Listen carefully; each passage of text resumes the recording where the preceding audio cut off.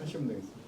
안녕하세요. 건국대 명예교수 김원식입니다. 오늘 제가 주제로 발표드릴 말씀은 국민연금 개혁의 쟁점과 과제에 관련된 문제입니다. 21대 국회에서 연금개혁이 거의 마무리 단계에서 무산되고 또다시 새로운 정부의 안이 발표되었습니다. 그래서 아마 이러한 정부안을 기준으로 해서 다양한 논의가 계속될 것이라고 보는데 현재 상태에서 그 범위가 매우 제한적일 수밖에 없지 않나 그런 생각이 듭니다. 왜 그러냐면은 지난 21대 국회에서 마지막 결론 혹은 논의사항이라고 말씀드릴 것 같으면 보험료율을 13%로 올리고요. 그 다음에 여당은 소득 대체율을 43%, 야당은 45%를 하자고 주장을 하는 과정에서 결론을 맺지 못하고 22대 국회에서 논의하기로 했기 때문에 그렇습니다.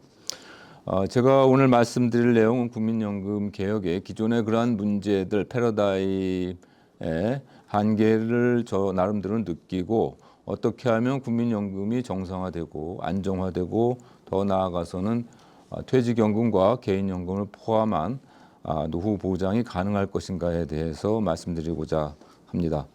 우선 1988년 국민연금이 도입됐을 때는 사실은 대단히 혁신적인 제도 중에 하나였었습니다. 전 국민을 대상으로 해서 연금을 지급한다는 내용이었거든요. 그 이후에 30년, 36년이 흘렀습니다만은 이제 한 세대가 흐른 상태이기 때문에 이러한 시점에서 본격적인 또 다른 형태의 체제 변화 혹은 연금 시스템의 변혁이 필요하다고 보고 있습니다.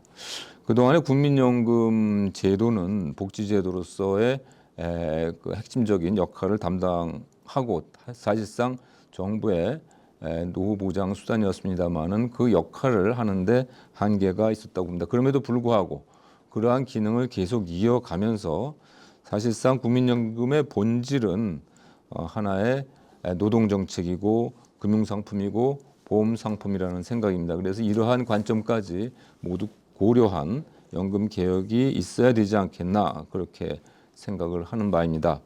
노동정책이 중요한 이유는 연금제도가 근로자들의 노동 유인에 대단히 큰 영향을 미치는 것이 사실이고요. 또 노동정책이 강화돼서 각 개인의 소득이 늘어나고 개인 간의 저축이 늘어나게 되면 국민연금에 대한 의존도가 사실상 줄 것이라고 본다는 관점에서 노동정책을 국민연금 정책의 한 수단, 한 관점에서 봐야 된다는 생각이고요. 금융상품의 관점이라는 의미는 국민들이, 가입자들이 열심히 보험료를 내서 그것을 노후에 연금급여로서 받는다는 의미는 금융상품으로서 나름대로의 수익률을 기대하고 있기 때문에 이러한 수익률에 대한 만족도를 높일 수 있다는 점에서 금융상품이고요. 또 한편으로는 보험상품이라는 의미는 각 개인들이 일정한 시점에 연금을 일정한 기간 동안 같이 똑같이 받는 것이 아니라 일찍 사망하시는 퇴직자들은 연금을 적게 받을 밖에 없고 또 오래 사시는 분들은 연금을 더 많이 받는다는 관점에서 상당히 장수 리스크에 따른 보험적인 요소가 상당히 크다는 점에서 보험 상품으로서의 관점도 우리가 함께 봐야 된다고 생각을 합니다. 그래서 한편으로 보면은 이제 노동정책 국민연금에 있어서 국민연금 기금에 관련된 언급도 할 수밖에 없는데요. 국민연금이 자본시장에까지 영향을 미치고 있는 것이 사실입니다. 다른 나라 같은 경우에 있어서는 국민연금 기금이 존재하지 않기 때문에 자본시장에 미치는 영향이 이렇게 크게 분석되지 않지만은 우리나라 같은 경우에 있어서는 향후 최대 1,700조 원까지 이 기금이 증가하게 되면 자본시장에 지대한 영향을 미칠 수밖에 없고요.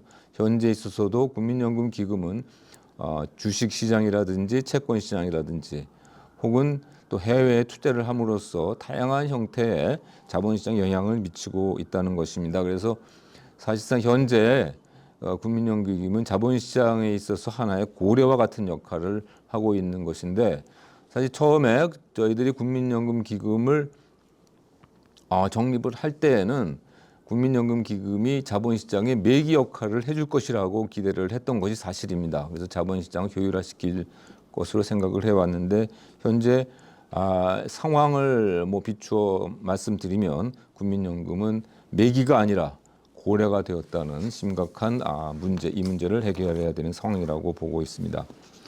국민연금의 현황과 정부의 개혁안에서 간단히 말씀드리면, 이미 2041년에 연금 수지가 적자로 돌아가고 2055년이 되면 연금 기금이 완전히 고갈되게 됩니다. 그리고 기금에 있어서는 현재 1988년 이후에 평균 수익률이 5.92%로 어떻게 보면은 다른 해외 기금에 비해서는 좀 다소 낮은 수준이라고 생각하고 있습니다만은 나름대로 상당한 수익률 제고에 노력을 하고 있는 것이 사실입니다. 문제는 이제 이 기금의 역할이 자본시장과 거시경제 혹은 기업 지배 구조 등에까지 영향을 미치고 있기 때문에 국민연금 기금에 대한 보다 면밀한 연구가 혹은 정책이 필요하다, 이렇게 생각을 하고 있습니다.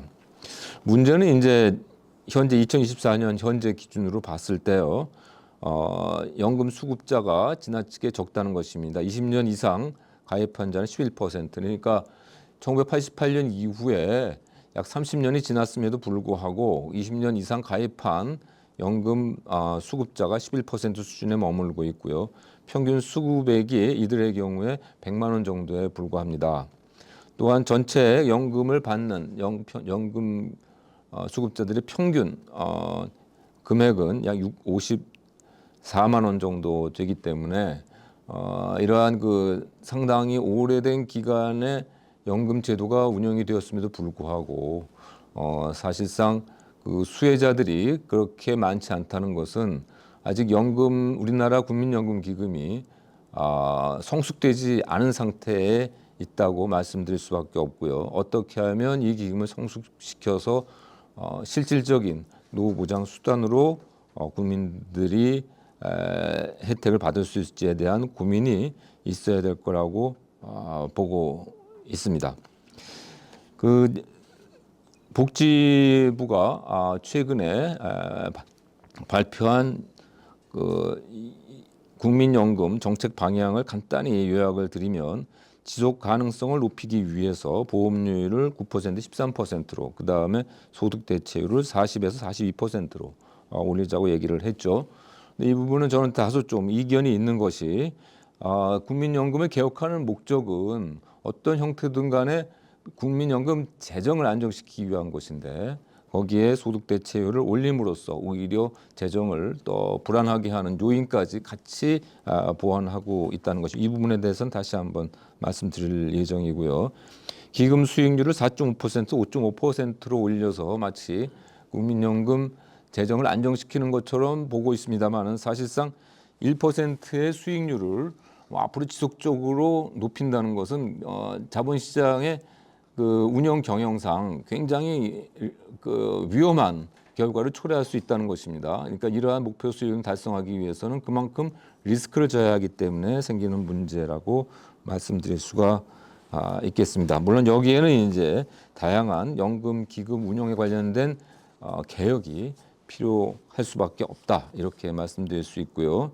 또 연금 액을 재정이나 혹은 인구 여건 등에 따라서 자동 조절하는 자동 안전 장치를 마련하겠다 하는 내용, 이 부분도 구체적인 내용이 없습니다만은 분명히 당연히 있어야 되는 내용이고요. 앞으로 이것도 하나의 큰 연금 개혁의 주제가 될 것이다, 이렇게 생각을 하고 있습니다.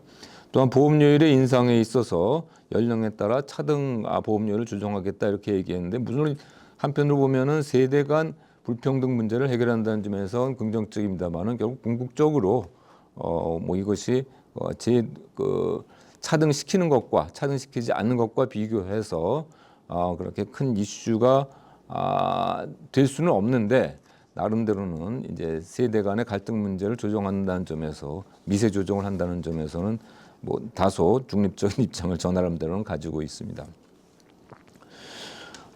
또 한편으로는 이제 그 연금 신뢰를 높이기 위해서 지급 보장의 근거를 마련하겠다고 했는데 이 부분은 명확하지는 않지만 이것을 법제화해서 지급 보장을 하겠다고 이야기는 하고 있습니다만은 사실상 현재 그 정부가 운영하는 제도이기 때문에 지급 보장의 문제는 큰 문제가 없습니다. 문제는 이 국가 재정 상태에서 지급 보장을 법에 명시를 하게 되면 이것이 국가 부채로 편입될 가능성이 굉장히 많다는 것이죠. 그래서 자칫하다가는 국가 부채 비율 문제로 전화될 수 있다는 점에서 굉장히 조심스러운 부분 중에 하나고요. 또 한편은 지급 보장을 한다고 하지만은 어떤 부분을 보장할 것인지에 대한 우리가 고민을 해줘야 됩니다. 그래서 자칫 이 지급 보장 문제는 그 잠재적 그 활화산을 오히려 만들어낼 가능성이 굉장히 많다는 것입니다. 예를 들면은 향후에 이제 연금 개혁 과정에서 경우에 따라서는 연금 수급액도 줄어들 수가 있고 뭐 또 경우에 따라서는 다양한 계층의 그 연금 수급권을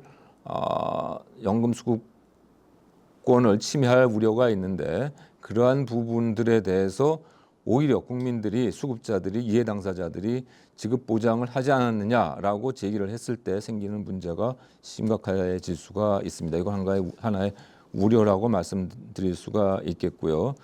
그다음 노소득의 강화를 위한 수단으로서 출산 크레딧, 또 군 크레딧, 또 보험료 지원 강화, 뭐 의무가입 연령 상향 조정 등을 얘기하고 있습니다. 64세로 의무가입 연령을 조정하겠다고 하는데 뭐 이것 역시 저 나름대로는 향후 우리가 심각하게 고민을 해야 되는 부분 중에 하나라고 말씀드릴 것이고 논의를 계속 이어가도록 하겠습니다.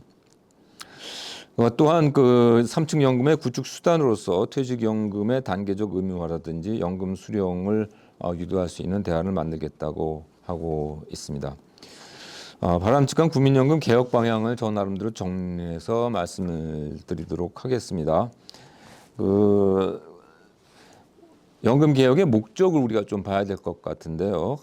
두 가지 목적이겠죠. 연금 재정의 안정화 문제와 국민들의 노후 안정 장치를 구축하기 위한 것이라고 보고 있습니다. 그런데 여기에서는 당연히 보험료의 인상이 필수적인데 이러한 보험료의 인상을 한다고 해도 현재 국민들이 실제로 노후 보장을 위해서 부담하는 금액은 국민연금 9%와 함께 퇴직연금 8.3%를 같이 부담하고 있는 거거든요. 이것을 합하게 되면 17.3%를 국민들이 노후 보장을 하고 있습니다. 물론 이제 그 성과는 달라지겠지만은요. 그래서 자칫 과잉 부담의 문제가 생길 수밖에 없다. 이렇게 말씀을 드릴 수가 있습니다. 경우에 따라서는 보험료를 인상 거부할 수밖에 없는데 그럼 그럼에도 불구하고 그럼 결국 연금 재정 문제는 해결할 수 없는 것이 아니냐. 보험료를 인상에도 불구하고. 그래서 가장 먼저 우리가 고민해야 될 문제는 연금 수급 기간을 조정을 하는 것이 가장 효과적인 방법이라고 저는 생각을 하고 있습니다. 현재 65세에서 75세로 연금 수급 연령을 조정했을 경우에 저 나름대로의 계산에 의하면은 약 3분의 1 정도의 연금 수급자가 줄어들게 됩니다. 그러면은 연금 지출도 3분의 1이 줄어드는 것이기 때문에 보험료 인상에 대한 압력이 상대적으로 줄지 않겠느냐 그렇게 생각을 하는 바입니다. 물론 여기에 따라서 뭐 다양한 문제가 발생될 수 있어요. 당연히 제도의 변화라는 것은 부수적인 그 사이드 이펙트를 만들어낼 수밖에 없죠. 그래서 퇴직 문제는 여기서 발생되는 문제는 퇴직과 연금 수급 시점 간의 공백의 문제가 생깁니다. 그래서 이 상태를 우리가 극복하기 위해서는 우선 노인 노동 시장이 활성화될 필요가 있다. 이렇게 생각을 하는데 기업 입장에서 봤을 때는 한편으로 지금 장기 근속하는 근로자들의 연령이 점점 줄어들고 있습니다. 다소 크진 않지만 약 50세 전후가 되는데 기업들이 현재 노동시장이 경직됨에 따라서 점차 이러한 연령들을 줄이고 있습니다. 그러니까 본인들이 취업을 했지만 상당수의 근로자들은 50세 혹은 50세 이전에 자기의 장기 근속 기업들을 떠나게 된다는 문제가 있습니다. 따라서 노동시장이 보다 유연하게 움직여지지 않으면 이 문제는 해결되지 않을 것이다. 즉 노동시장이 유연하게 되면 근로자들 입장에서도 근로자들을 조기 퇴직시킬 유인이 줄어들 것이기 때문에 상대적으로 이 연금 공백이 줄어들지 않겠느냐 하는 말씀을 드릴 수가 있고요. 또 고령 근로자들의 취업에 있어서 문제는 연령 차별이 대단히 심각한 상태다 이렇게 보고 있습니다. 왜 문제가 생기냐면은 현재 이러한 급변하는 기업 환경 속에서 가능하면 젊은 근로자들을 채용하려고 하고 있고 고령 근로자들 같은 경우에 있어서는 이제 우리나라의 노동시장 자체가 재취업이나 혹은 재교육에 관련된 그러한 교육 시스템이 제대로 갖춰지지 않기 때문에 고령 근로자들에 대한 임금 디스카운트가 대단히 심각합니다. 그래서 연령 차별 없이 취업할 수 있는 환경, 그리고 이들이 좀 더 재취업 훈련과 전직이 가능할 수 있는 시스템을 구축하는 것이 필요하다 하는 말씀을 드릴 수가 있습니다. 또 한편으로는 문제는 이제 이러한 수급 기간, 연금 수급 연령이 70세로 됐을 때 도저히 생활할 수 없는 노인들 혹은 장애가 있는 노인들, 이러한 노인들에 대해서는 현재 운영되고 있는 장애인 연금 제도를 보다 확대해서 그 비율을 높이는 것이 필요하다 이렇게 생각을 하고 있습니다. 그 노인들이 건강한 노인과 그렇지 않은 노인들 간의 격차가 대단히 큽니다. 그래서 건강하지 않은 노인, 그러나 연금 수급 연령에 도달하지 않은 노인들 같은 경우에 있어서는 그들에게 장애인 연금을 지급하고 70세가 되었을 때 연금 제대로 된 완전 노령연금을 지급하도록 하는 그러한 시스템을 구축하는 것이 필요하고, 이러한 제도들은 이미 미국 같은 연금 선진국이라고 말씀드리겠습니다만은 선진국에서도 일반화된 제도라고 말씀드리겠습니다. 또 한편으로는 소득 대체율에 관련돼서 말씀드리고 싶은 것은 일반적으로 이 소득 대체율 42%는 모든 가입자들에게 적용되는 겁니다. 그런데 이것이 경우에 따라서는 소득 분배에 역진적인 영향을 미칠 수가 있다고 저는 보고 있습니다. 왜 그런가 하니 부자인 경우에 있어서는 가난한 근로자들보다 훨씬 더 수명이 높은 것으로 이미 통계적으로 나와 있습니다. 그렇게 됐을 경우에 이 2%포인트의 인상분을 오히려 고소득 근로자들, 고소득 연금 수급자들이 가져갈 가능성이 굉장히 높다는 것입니다. 그러한 점에서 반드시 소득 대체율을 높이는 것이 가입자들의 노후 보장 수준을 높이는 것이 아니다라는 점을 말씀드리고 싶고요. 소득 계층에 따라서 이러한 소득 대체율이 달라진다는 것을 분명히 인식을 해야 될 필요가 있습니다. 즉 일반적으로 고소득층 같은 경우에 있어서는 소득 대체율이 높을 수밖에 없을 것 같고요. 저소득층인 경우에 있어서는 소득 대체율이 낮게 나올 가능성이 높다는 점에서 이러한 소득 대체율을 평균적인 인상은 우리가 고려하지 않아야 된다는 것이 저 나름대로 생각이고요. 다음은 기초연금에 관련되어서는 국민연금의 소득 대체율이 60%에서 40%로 떨어지는 과정에서 보충적인 역할로서 기초연금이 도입된 것이거든요. 따라서 기초연금 노후 보장 수준을 평가하는 데 있어서 기초연금과 국민연금과 함께 통합해서 관리하는 것이 필요하다고 보고, 기초연금 재원은 장기적으로 국민연금 재원으로 전용하는 정책적 수단이 필요하다고 봅니다. 또 한편으로는 국민연금 급여 구조에 있어서 관련된 말씀을 드리고자 합니다. 국민연금 급여는 소득 비례 부분과 소득 재분배 부분으로 나뉘어져 있는데요.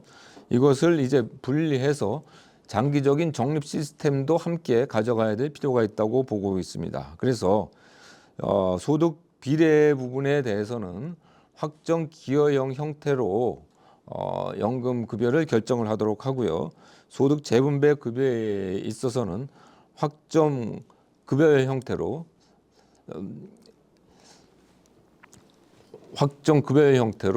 운영을 해서 확정 정부가 이 급여 부분을 보장하는 시스템으로 가야 할 것이 바람직하다고 보고 있습니다.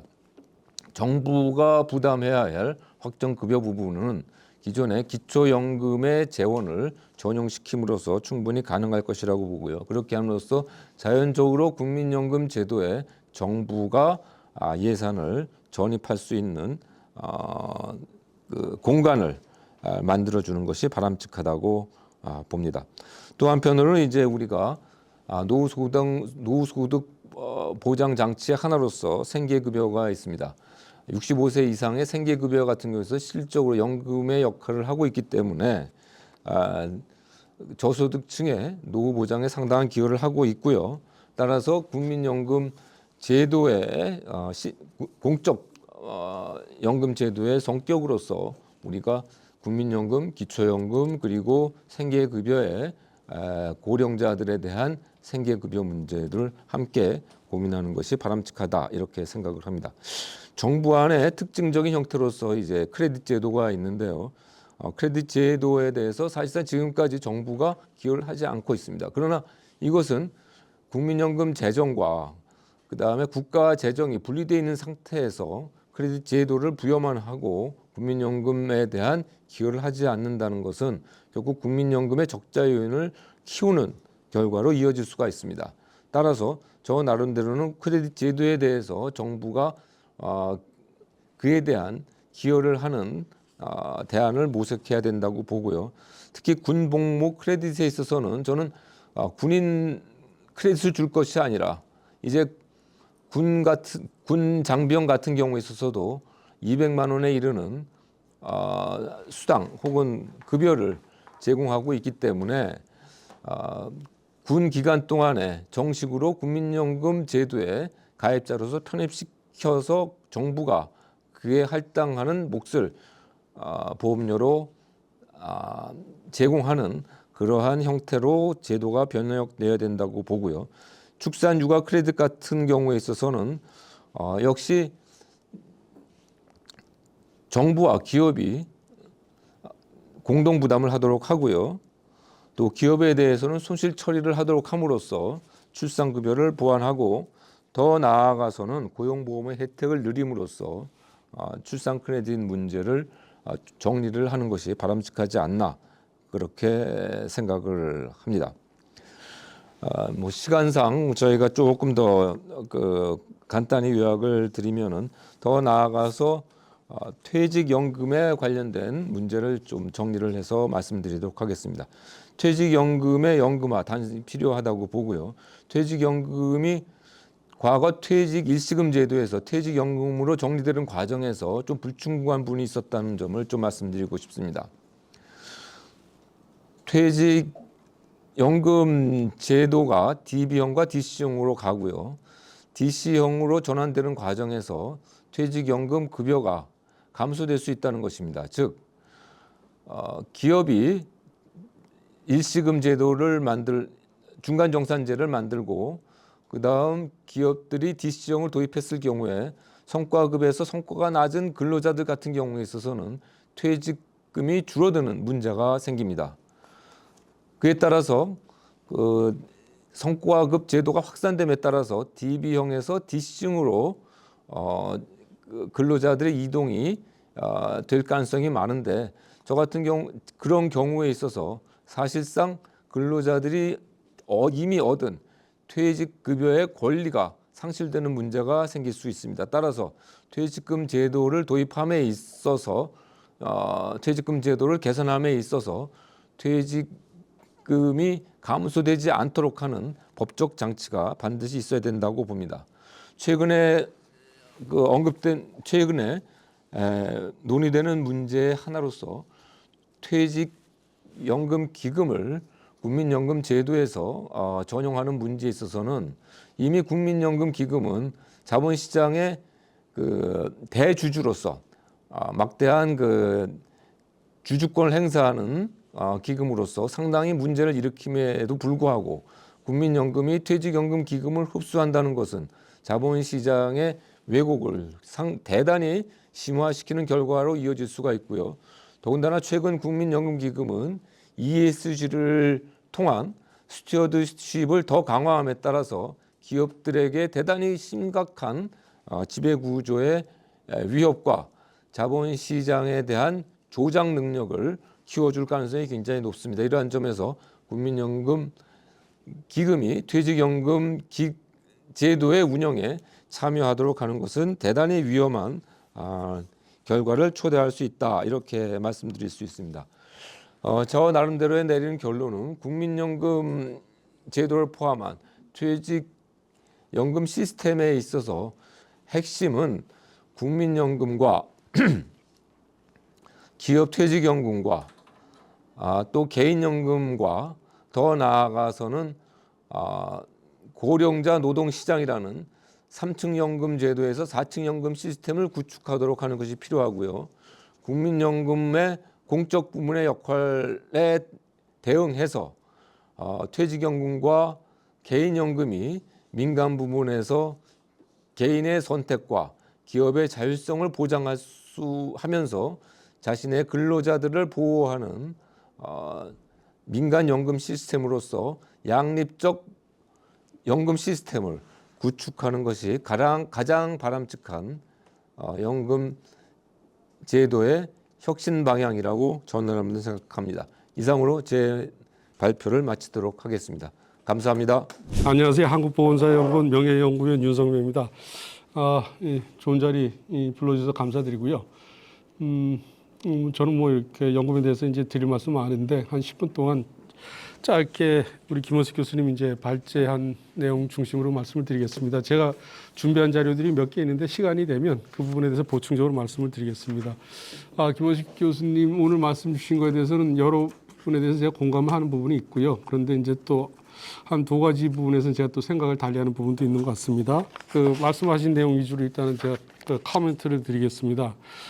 일단 정부가 이제 예상은 거의 못했던 것 같아요. 정부가 2년 동안 가까이 이제 국민연금 재정 안정화방을 안 내다가 윤석열 정부에서 이제 대통령께서 8월 말에 개혁 방향을 말씀하시고 그리고 9월 4일인가 복지부에서 발표를 했거든요. 그 전까지는 여당 또 주부처 또 야당에서 정부가 개혁안을 내리라고 생각을 좀 못했었던 것 같아요. 그런데 굉장히 다행인 건 그나마 지난 5월달에 국회에서 통과될 뻔했던 그런 어떤 제도 개편안에 대해서 비해서 이번에 이제 정부 연금 개편안은 상당히 긍정적인 부분은 많다.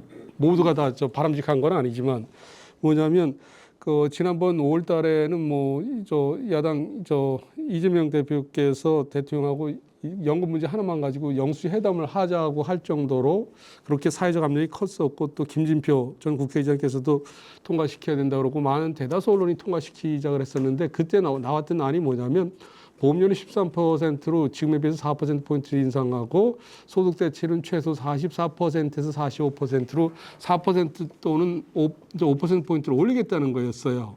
이제 그 부분은 저희가 이제 아주 냉정하게 평가해 보면 그 보험료 인상 효과가 이제 어떤 재정 안정에 대한 착시 효과를 유발하거든요. 저는 그걸 아주 작정인 표현으로 모르핀 효과라 그러는데 보험료 인상 효과는 굉장히 중단기적으로 금방 나타나고 소득 대체 인상 효과는 굉장히 장기적으로 25세 가입자가 예를 든다면 40년 후 지나서부터 처음으로 나타나다 보니까 굉장히 파퓰리스틱한 정치인들이나 또 그런 어떤 생각을 갖고 있는 어떤 입장을 갖고 있는 분들한테는 이게 아주 악용되기가 좋은 거예요. 실제적으로는 계약임에도 불구하고 개혁으로 국민하고 언론을 어떤 기망하는 부분이 될 수 있다는 거죠. 그런데 이번에 아까 우리 김원식 교수님 발제하실 때 재정 안정화 방안인데 왜 소득 대체를 42%로 2%포인트 올린다 그러냐 그러는데 저도 이 부분에 대해서는 이제 굉장히 반대를 하는 입장입니다. 이제 그런데 야당이나 뭐 다른 데서 다 소득 대체를 올리자 그러니까 정부에서도 고육지책으로 이 안을 낸 것 같은데 그렇다고 정부가 무책임하게 낸 걸 제가 지지한다는 건 아니고 이 부분에 대해서 어떤 보완 조치로 이제 자동 안전장치를 걸은 것 같아요. 이제 자동 안전장치는 소득 대체에 올라가더라도 나중에 이제 자동 안전장치를 통해서 그 부정적인 효과를 상당 부분 상쇄를 할 수 있으니까 정부가 지금의 어떤 사회적 압력에 대처하기 위해서 소득 대체는 2%포인트 올리는 대신 자동 안전장치를 걸어놓은 건데 이 부분에 대해서 우리나라 이해관계자들이 대다수가 엄청나게 이제 반발하고 있어요. 특히 야당에서 이제 그런 부분에서 뭐 저는 이제 동의하는 부분이 없죠. 좀 어려운데 아까 코멘트를 드리자면 정부가 재정 안정 조치라면서 왜 그 소득 대체를 올리냐 방향성 상실한 거 아니냐 이건 고육지책에서 나왔다는 부분을 제가 강조하고 싶고 자동 안전 장치하고 결합이 된다 그러면 그러고 정반보다 가급적 빨리 내년부터 당장 자동 안전 장치를 도입한다 그러면 이 부분은 굉장히 긍정적으로 볼 수도 있다는 거죠. 그래서 김원식 교수님 말씀은 안 주셨지만 5차 재정 계산의 핵심은 우리가 소득 대체율 예정대로 2028년까지 40%로 떨어뜨리더라도 보험료 9%에서 재정 안정 달성하기 위해서는 소득 대체율 절반이 20%로 떨어뜨려야 된다는 얘기예요. 그 얘기는 정부나 국회에서 제대로 얘기 안 하면서 그냥 국민들이 원한다고 소득 대체율 올리는 얘기만 했거든요. 이 부분은 어떤 시대적인 측면에서 굉장히 그 후세대에 죄를 짓는 어떤 그런 행위를 했다고 저는 강조를 할 수 있겠습니다. 그다음에 또 하나 목표 수익률 말씀을 하셨는데 1%포인트를 70년 동안에 매년 더 올릴 수 있다는 이 황당한 가정을 넣어놓은 거예요. 제가 5차 재정계산위에서 재정안정화 방안을 담당했고 국회 연금특위 자문위에서 재정안정화 방안을 담당했습니다. 저는 이 부분에 대해서 말도 안 되는 소리 하지 마라. 그렇게 제가 이제 격렬히 반대를 했음에도 불구하고 무슨 이유인지 재정계산위원회나 국회 특위 자문위원회 위원분들은 대다수가 여기에 대해서 반대를 안 하고 있어요. 반대 안 했어요.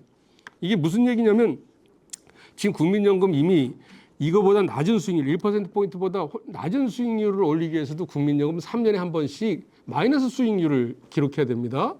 그런데 1%포인트를 더 올린다는 건 이거 거의 헤지펀드 수준으로 그 위험 노출들을 올린다는 거거든요. 극단적으로 2년에 한 번 그 손실이 날 수 있다는 거예요. 그런데 만약 그 기간 동안에 2008년 글로벌 금융위기 같은 게 터지면 이건 뭐 원금의 20~30%가 날아갈 수 있다는 거죠. 이건 거의 재앙적인 상황입니다. 이런 부분에 대해서 최소한 전문가라고 그러면 문제를 지적해야 되는데 그걸 지적하는 사람들이 없었어요. 저 혼자만. 그리고 다수가 반대 안 한다 그러면서 이걸 그냥 안으로 내놨거든요. 이건 전 너무 무책임하다고 보고 있고. 그다음에 자동 조정 장치를 말씀을 주셨는데 자동 조정 장치는 필요한 건데 OECD 영국들이 이미 70%가 도입했습니다. 그런데 정부안의 문제는 뭐냐면 제일 빨리 도입하는 게 2036년으로 지금부터 12년 뒤, 제일 늦게 도입하는 게 2054년으로 지금부터 30년 뒤입니다. 이게 배움 세대들이 이미 거의 노동시장에서 거의 다 나갔어요. 만약에 2054년부터 도입한다 그러면 지금부터 30년 뒤인데 저 같은 1차 배움 세대는 아무런 고통 부담 없이 보험료 3% 내고 소득 대체를 70% 받았던 그 시절 아무런 세대 간 고통 부담 없이 연금 잘 받다가 저세상으로 갈 수가 있다는 거죠. 이건 말만 자동 안정장치지 제대로 된 자동 안정장치가 아니다. 그러니까 확실히 자동 안정장치를 지급해야 된다. 그다음에 보험료 차등 지금 말씀하셨는데 이건 뭐 효과는 별로 없지만 아까 말씀드렸지만 연금 개혁을 한다고 그러는데 청년층들은 보험료도 많이 내고 연금도 받을지 안 받을지 모르는데 그럼 나이 든 집단들은 무슨 고통 분담이 있느냐 이제 어떤 그런 부분에서 명분을 마련하기 위해서 보험료 차등 이제 인상을 제안했는데 이거 갖고도 뭐 이해관계자들이나 정치권에서는 뭐 보험료 예를 들면 1~2년 차이로 출생연도 1~2년 차이로 보험료를 조금 더 부담할 수 있다 그래서 부글부글 이런 단어를 쓰면서 국민들의 갈등을 조장하고 있거든요. 그런 언론의 보도 행태도 굉장히 문제가 좀 많은 것 같습니다. 지급 보장 이 부분은 우리 김원식 교수님 발제 입장보다 전 더 강합니다. 더 강하게 반대를 하고 있어요. 지금 원래는 오늘 게재될 예정이었는데 사정으로 이제 내일자로 게재될 칼럼에 제가 옥동석 교수님 있잖아요. 전 재정연구원장 하시는 인천대 옥동석 명예교수님 그 코멘트를 제가 달아놨어요. 그게 예정대로 북한 우크라이나 파병 때문에 이게 하루 늦춰져서 그랬는데 오늘 그게 나왔으면 좋았을 뻔했는데 무슨 내용이냐면 국회 예산정책처의 장기 재정 전망에 따르면 우리나라가 2070년에 국가 부채가 GDP 대비 170%가 된다는 얘기예요. 근데 여기는 국민연금 부채가 안 쌓여 있어요. 제가 이끌어가고 있는 연금연구의 추정에 따르면 한양대 전영순 교수 추정에 따르면 2023년 기준으로 이미 국민연금 미적립 부채 지급하기로 약속한 액수 중에서 부족한 게 1,825조로 GDP 대비 한 81%가 됩니다. 이게 빠져 있는데도 이게 그 2070년 되면 GDP 대비 180%까지 국가 부채가 올라간다는 거예요. 그래서 옥동도 교수의 카멘트는 뭐냐면 그 국가 지급 보장 조항이 정반에도 들어 있습니다. 그리고 정치권에서 계속 요구하고 있거든요. 그걸 추진하려면 정부와 의사 결정을 하는 정부와 국회의원 등이 자신의 재산부터 담보로 내놓은 뒤에 국민연금 지급 보장을 추진하라는 그 코멘트를 제 칼럼에 인용을 했습니다. 이건 굉장히 큰 심각한 문제거든요. 자기들은 종 하나 만들어 놓고 아무런 고통 없이 그래 나중에 국가가 세금 걷어서 뭐 주겠다 그랬는데 그런 상황이 왔을 때 이분들은 세상에 존재하지 않는다는 거예요. 지급보장조 하나 만들어 놓고 젊은 층들 보고 안심하라 그러고 자기들은 고통 분담 없이 적게 내고 많이 받은 거 받고서는 그냥 바이바이 하고 세상 떠나면서 나중 후세대한테 다 떠민다는 거죠. 이렇게 무책임한 일은 해서는 안 된다는 거죠. 그리고 우리 공무원연금에 군인연금에 도입하고 있는 지급보장도 전 세계 제가 알기로는 거의 유례가 없는 제도입니다. 전 세계 유례가 없는 걸 왜 자꾸 하자 그러는지 모르겠어요. 그다음에 뭐 여러 가지가 있는데 시간이 이미 많이 지나갔으니까 연금 수집 기한 75세로 이게 연장하는 이 부분은 굉장히 조심스럽습니다. 지금도 의무납입 연령 기업에서 보험료 50% 대주는 연령이 만 59세인데 올해 벌써 연금 수급력이 63세로 만 3년간의 소득 그래파스가 벌어지고 2033년이 되면 5세가 연장이 5세 기간의 소득 그래파스가 돼요. 이건 전 세계적으로 유례가 없어요. 제가 굉장히 재정 안정을 강조하고 있지만 퇴직 시점이 곧 연금 수급 연령이 돼야 됩니다. 그래서 이건 뭐냐면 우리가 노동시장 개혁을 해서 어떤 식으로든 지금처럼 뭐 연공소일 이런 거 다 폐지하면서 퇴직 후 재고용으로 어쨌든 일할 수 있게 일단 65세라도 일할 수 있게 해주고 그래서 보험료를 50%를 기업에서 부담하면서 가입기간을 늘리면서 근로소득도 확보하고 퇴직 후 재고용은 자기 정년 때보다 월급이 많이 줄어듭니다. 많이 아니고 한 20-30% 줄어들면서 사회보험 혜택은 제공하는 거거든요. 그럼 TO가 생기니까 젊은 층도 채용을 할 수가 있는 거죠. 세대 간 윈윈이고 이거야말로 근로소득 5년 늘리고 연금기약 5년 늘려서 연금액 늘어나니까 이거야말로 공적영 강합니다. 그래서 지금 단계에서는 이 연금 수급 연령을 5년, 10년 연장하면 재정 안정 달성을 확실히 달성할 수가 있지만 이걸 꺼내면 지난 4차 때 2018년도 무슨 얘기가 있었냐면 이 얘기가 잠깐 나왔어요. 67세, 68세로 연장한다 그러니까 조선시대 뭐죠? 죽은 사람한테 세금 매기는 거 있잖아요. 그 제도 도입하려고 그래서 정부가 꺼내지도 못했습니다. 그래서 장기적으로는 노동시장 개혁하면서 언젠가 우리가 75세까지도 생각해 볼 수는 있어요. 노래는 이미 75세까지 터났거든요. 근데 우리 노동시장하고 너무 괴리가 많으니까 이 얘기를 꺼내는 순간 한 발짝도 못 나갈 수 있다는 게 제 이쪽의 경험에서 봐서는 그런 부분에서는 좀 우리가 조심을 좀 해야 될 것 같아요. 그래서 경사노에서 얘기하는 것처럼 초고령사의 계속고용 연구에서 얘기한 것처럼 퇴직 후 재고용으로 가입할 수 일할 수 있게 해주고 하는 게 좋을 것 같다 그러고 그다음에 기초연금하고 소득별의 연금의 부분에서 이제 제가 이제 이게 아까 고소득층하고 저소득층에 또 동일한 어떤 소득 대체는 역전적일 수 있다. 그 부분 동일하고요. 그거보다 더 심각한 문제가 뭐냐면 평균 수명 차이도 있지만 이미 국민연금 데이터베이스 갖고 저희가 분석을 해보면 소득이 제일 낮은 집단은 예상 평균 가입 기간이 1970년생 기준은 19.3년에 불과해요. 반면에 소득이 제일 높은 10분위는 예상 가입 기간이 33.9년, 34년에 달합니다. 근데 의무납입 연령이 지금 59세 묶여 있는데 적어도 5년 내로 의무납입 연령이 5년 연장될 것 같거든요. 그럼 고소득층은 실제 가입 기간이 40년에 접근한다는 거예요. 그래서 이게 낸 것보다 훨씬 많이 받는 제도이기 때문에 평균 수명에서 오는 차이도 있지만 실제 가입 기간 저부담 고급여 구조의 가입 기간에서 2배 정도 차이 나는 이걸로 인한 역전적인 현상이 너무너무 심각하다. 그 부담은 다 후세대에 떠넘기면서 그런 측면에서 소득 대체를 통한 공적인 강화라는 건 이거 말도 안 되는 얘기다. 이제 그런 얘기하고 저하고 생각이 다른 게 이제 몇 가지가 있는데 이 기초연금은 아까 이거 굉장히 조심해야 돼요. 이게 뭐죠? 그러니까 뭐 이게 공적인 강화 행동이나 이런 쪽에서 활동하는 소위 자칭 전문가 저는 얼치기 전문가라고 얘기를 하는데 이 양반들이 강조하는 건데 2007년 국민연금 소득대체율을 40% 떨어뜨리는 과정에서 그걸 보완하기 위해서 기초연금이 들어왔다 그러는데 김원식 교수님은 그런 표현을 쓰는데 그거 절대로 아닙니다. 그때 도입한 기초노령연금은 노인 빈곤이 높으니까 한시적으로 국민연금 수급자가 많아질 때까지 노인 빈곤을 완화하기 위해서 기초노령연금을 도입한 거예요. 근데 2013년에 이제 박근혜 정부에서 이걸 공약으로 내세우면서 진영장관도 이제 물러나면서 이게 도입되면서 굉장히 큰 골칫거리가 됐는데 중요한 건 뭐냐면 기초 국민연금 소득대체율 하락을 보완한 게 아니라 노인 빈곤율을 완화하기 위해 도입한 제도예요. 한시적인 거고 정부 재원이 허락하는 한 그렇다면 그런 목적에 맞게 기초연금은 이미 이제 속성이 변질이 됐지만 그런 목적에 맞게 이 제도를 운영해야 된다. 이제 그러려면 국민연금과 기초연금 완전히 떼어내야 돼요. 아까 김원식 교수님 아까 말씀하셨지만 국민연금의 소득배분하고 소득재분배기는 하나는 DB, DC로 말씀하셨는데 제가 여기서 말씀드린 건 뭐냐면 국민연금은 원포인트는 못 가겠지만 한두 단계를 거쳐서 완전 소득배려형으로 바꿔줘야 보험료 인상도 가능해집니다. 수익비 악화 때문에. 대신 기초연금은 점진적으로 선정 대상을 노인 대상 70%가 아닌 소득 기준으로 자르면 새로 65세로 들어온 연령층들은 자산이나 소득이 많기 때문에 대상자를 자연히 걸러내릴 수 있거든요. 저소득층, 취약계층으로 타겟팅이 될 수 있다는 거죠. 그분들은 재산도 소득도 없으니까 그분들에 대해서는 내셔널 미니멈이 있잖아요.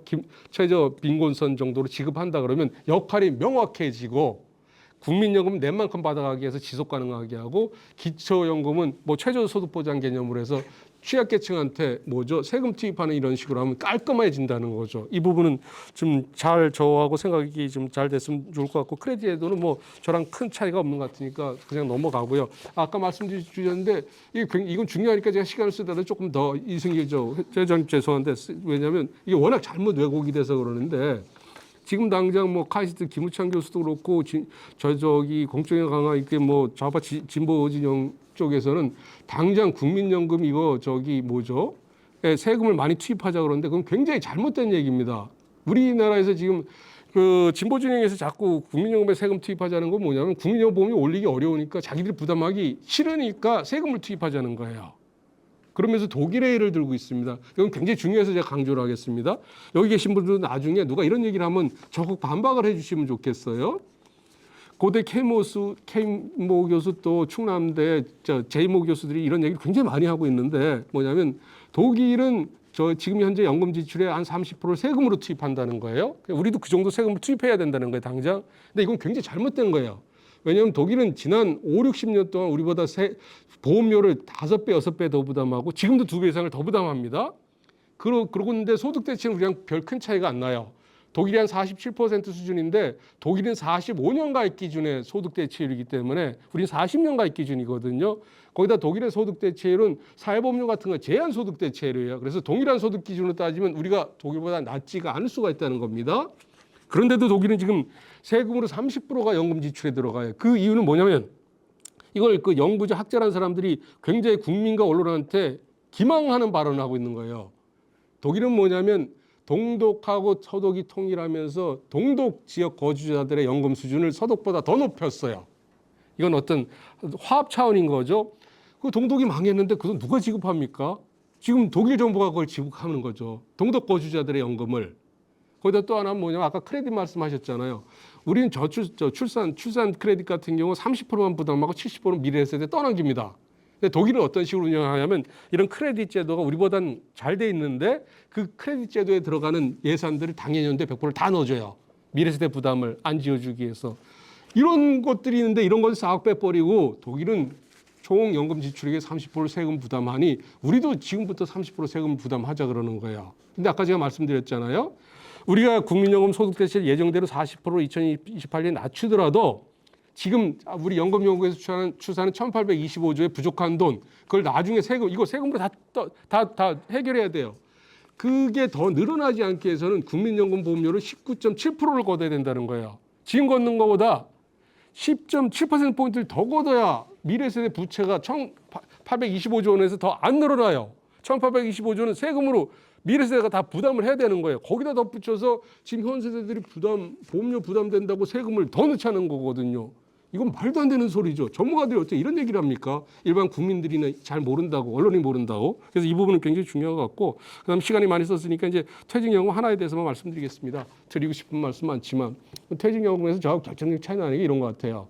다른 건 그런데 아까 뭐 퇴직금 성과급 확대로 해서 퇴직금 줄어드는 거 그거에 대한 대책은 저도 공감합니다. 근데 기금 운영 관련입니다.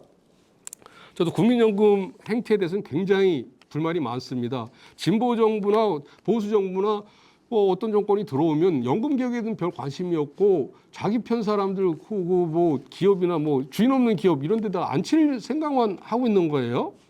근데 이제 여기 이거 관련해서 뭐냐면 그 지금 국민연금이 지금 우리가 굉장히 국민연금 소득 대신 올리라고 그러는 거 뭐냐면 국민연금보험료가 9%잖아요. 퇴직연금이 8.33%인데 국민연금 지금 9%를 내고서 42%도 적다고 올려달라는 거 아니에요? 그래서 퇴직연금은 보험료가 8.33%인데 이게 소득 대체율이 12%도 안 나와요. 이게 말도 안 되는 거잖아요. 예를 들면 덴마크나 네덜란드나 스위스나 호주는 퇴직연금이 주된 노후소득원이란 말이야. 이건 뭔가 문제가 있어도 너무너무 많은 문제가 있어요. 아까 제가 이게 결정적으로 김원식 교수님하고 이제 김성희 우리 교수님하고도 차이가 날 부분인데 지금 그 민주당 쪽에서는 어떤 법안이 발의됐냐면 근로복지공단에서 푸른 씨앗이라는 사업을 하고 있거든요. 중퇴기금이라고 있지 않습니까? 그건 100인 이하 사업장까지는 중퇴기금 근로복지공단 푸른 씨앗에서 하고 100인 이상 사업장은 국민연금에 위탁 운영을 하자는 게 민주당 소속 의원 말씀이에요. 그런데 저는 어떤 생각을 갖고 있냐면 이게 고용노동부도 굉장히 이제 고민이 많은 것 같은데 이게 워낙 아까 매기 효과인데 고래가 됐다 그랬지 않습니까? 이제 국민연금 위탁 운영 관련해서 지금 시장에서는 어떤 얘기가 나오냐면 매기 효과가 아니라 배스 효과가 나올 것 같다는 거예요. 매기는 이제 시장을 활성화해서 퇴직연금 수익률을 올리자는 건데 배스 효과라는 건 뭐냐면 생태계를 완전히 국민연금이 먹어버린다는 이런 얘기 아니겠습니까?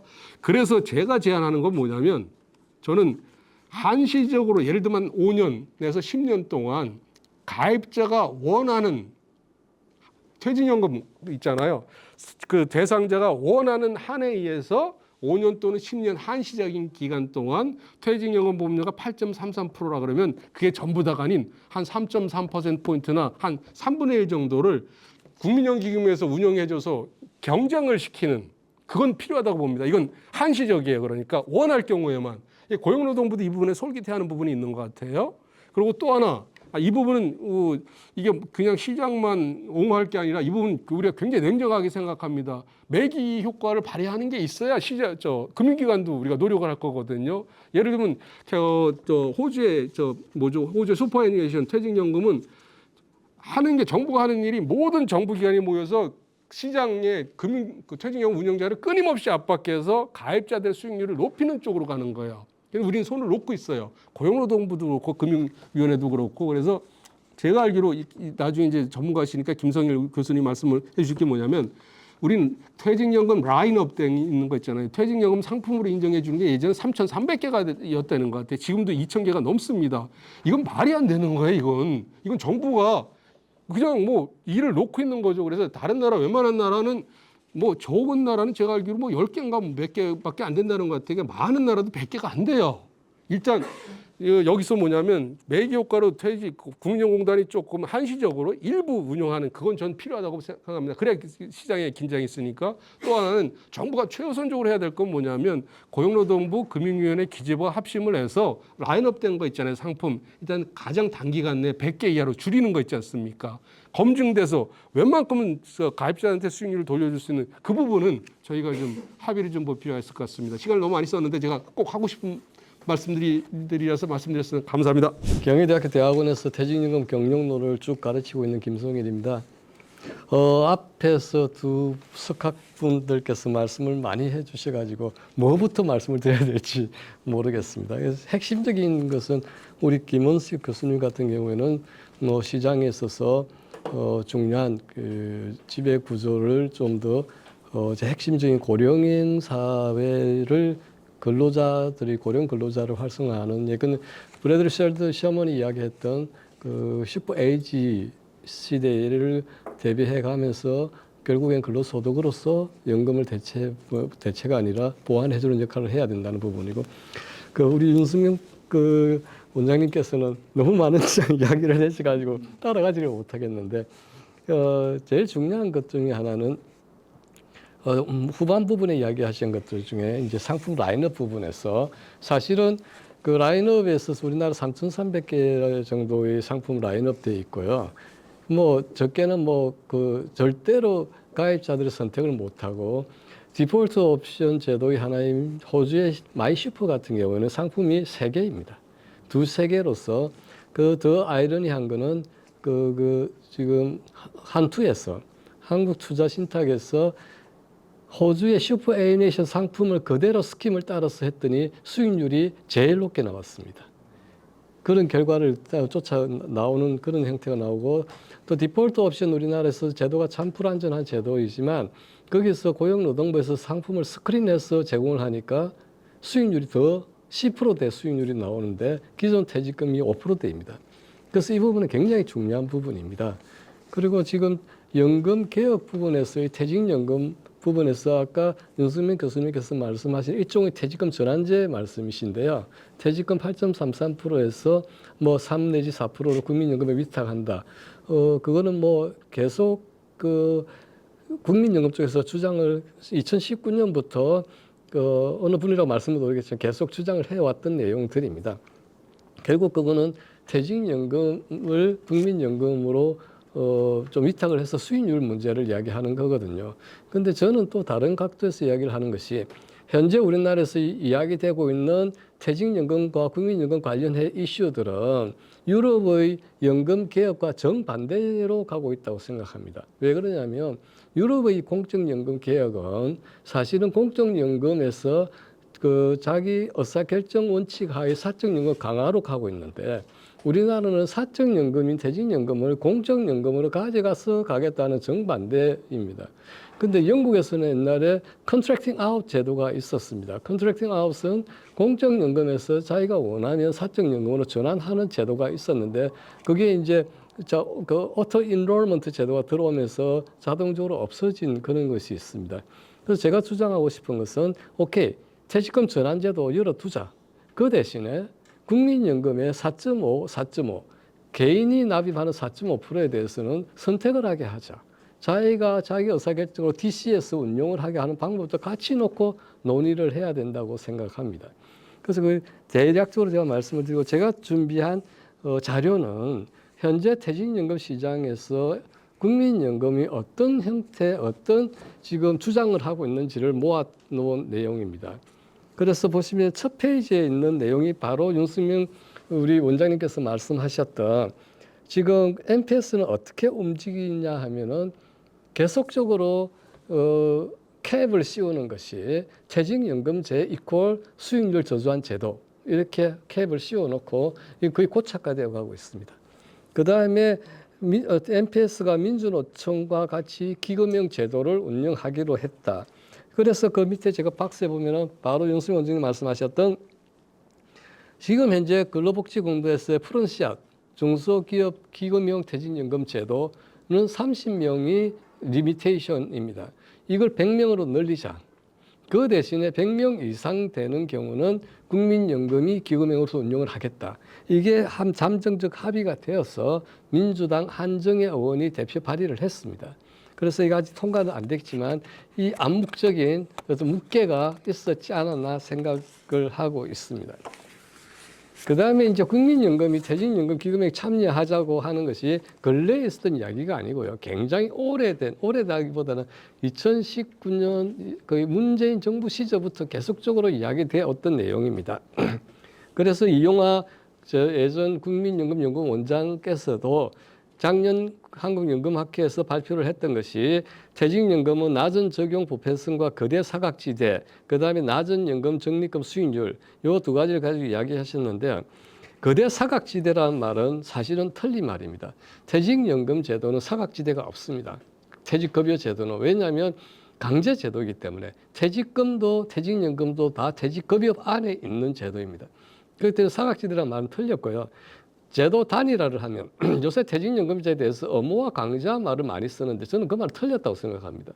왜 의무화 강제하냐고. 아니라고요. 이미 의무화 강제만은 돼 있고 퇴직금제와 퇴직연금제를 단일화시켜야 된다. 그래서 퇴직금제를 없애야 된다는 거죠. 왜 없애야 된다고 생각하느냐면은 이미 퇴직금제를 적용하는 기업은 그럼 퇴직금 안 줄 겁니까? 기업이 줘야 되잖아요. 그런데 퇴직금제는 되고 퇴직연금은 안 된다는 논리는 말이 안 되는 논리잖아요. 그래서 퇴직연금제를 강제화, 의무화 이런 말은 틀렸다. 제가 노동부에 가서 몇 번을 이야기했어요. 단일화라고. 그래도 아직도 강제하라고 쓰고 있습니다. 그래서 이용화 교수의 이야기는 역시 수익률은 나쁘고 국민연금 논의 과정에서 퇴직연금제를 보완제라고 생각하는데 보완제 아닙니다. 대체제는 될 수 있어도 보완제는 아니라고 생각합니다. 그 다음에 있는 것이 요새 언론에 나오는 퇴직연금제에 대해서 문제를 제기하는 것들 꼭지를 보면 한 4가지 꼭지가 있습니다. 보면은 퇴직연금은 준공적연금 제도이므로 정부가 개입해야 된다. 그 다음에 수익률 제고를 위해 기금형 중개조직이란 말을 씁니다. 중개조직이란 도대체 어디서 나온 이야기인지 모르겠는데 중개조직이 필요하다. 그 다음에 퇴직연금 도입 국가 중 기금형이 없는 나라는 한국뿐이다. 그 다음에 NPS의 운용 역량 우수성을 퇴직연금제에 활용하자. 이 4가지 꼭지로서 주로 지금 이야기가 되고 있는데요.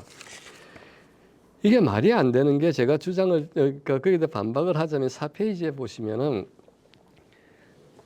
제도에 대한 이건 언론의 호도형으로 이야기하는 거고 여기에 대해서 우리 학자들 퇴직연금제 쪽에서 그동안 서 계셨다는 분들이 반박을 안 하시는데 퇴직연금은 사용자와 근로자 간의 엄연한 사적 계약입니다.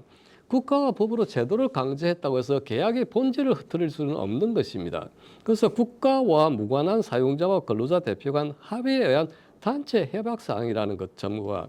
그다음에 중요한 것은 제가 대법원 판례도 넣어놨는데 임금 후불에 입각하면 사용자, 근로자를 위해 출연한 금전의 운용은 사적 자치의 영역입니다. 엄연히. 그래서 개인 근로자의 임금을 사용자는 우리는 그래서 제가 이야기할 때 8.33%에서 사용자 기여는 사실상 제로입니다.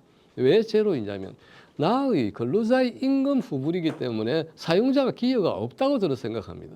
그런데 이걸 갖다 8.33% 모두 사용자 기여라고 지금 본질을 호도를 해서 이야기를 하고 있거든요. 그렇기 때문에 준공적 연금이 아니라 이걸 만약에 국민연금에 가져가게 되면 사적 재산에 대한 탈취라고 저는 생각하거든요. 그건 대법원 판례를 무시하지 않는다면 그게 맞는 이야기입니다. 그렇게 생각하고 있습니다. 그 다음에 보면은 가입자 정보 부족 및 규모의 경제를 위해 기금형 중개 조직이 필요하다. 말이 안 되는 게 현재 퇴직연금 사업자들 제공하는 정보는 넘쳐납니다. 단지 가입자가 수용을 안 하고 찾지를 않습니다. 그 이유는 일단 금융에 대해서 제도가 복잡하고 어렵다는 점도 있고 나는 내 퇴직금은 퇴직연금을 포함해서 이거는 안정적으로 운영하고 싶어서 그 금융적 니즈에 의해서 원리금 보장으로 가는 측면이 강하거든요. 그래서 제공하는 정보를 보지를 않습니다. 그럼 기금형이 된다고 정보가 부족이 해소되느냐? 전혀 아니거든요. 수용자가 정보 수용자의 태도가 이미 거부를 하고 있는 상태에서 그게 왜 가입자 정보 부족이 국민연금이 기금형 제도에 들어온 이유가 되는지를 도대체 이해를 못하겠고 그다음에 기금의 규모의 경제라고 하는데 사실 국민연금이 기금형으로 되어 있었을 때 규모가 커질 겁니다. 지금 현재 400조인데 한 200조를 가져간다 치면 그것이 규모의 경제는 그러면 플럭추에이션 속에서 마이너스 기간 동안에는 규모 그만큼 더 마이너스 구간을 거쳐야 될 텐데 그때는 어떻게 할 거냐. 그때 만약에 내가 퇴직연금을 타야 될 입장에 있는 사람은 어떻게 할 거냐는 문제가 생기는 거예요. 규모의 경제란 말도 말이 안 되는 거고. 그다음에 세계적으로 퇴직연금은 기금형 주도의 시장. 이 부분은 맞는 이야기죠. 그런데 기금형 주도의 시작이라고 해서 우리가 다 기금형을 따라야 되는 것은 아니라고 생각하는 것이 기금형 제도라는 것은 일단 자본시장 속에서 신탁이 발달된 나라야만 기금형 제도가 운영이 가능합니다.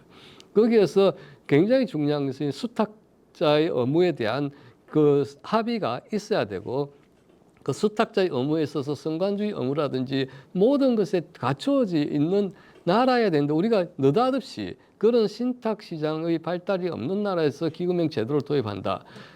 그 기금형 제도라는 것은 사실은 블랙박스거든요.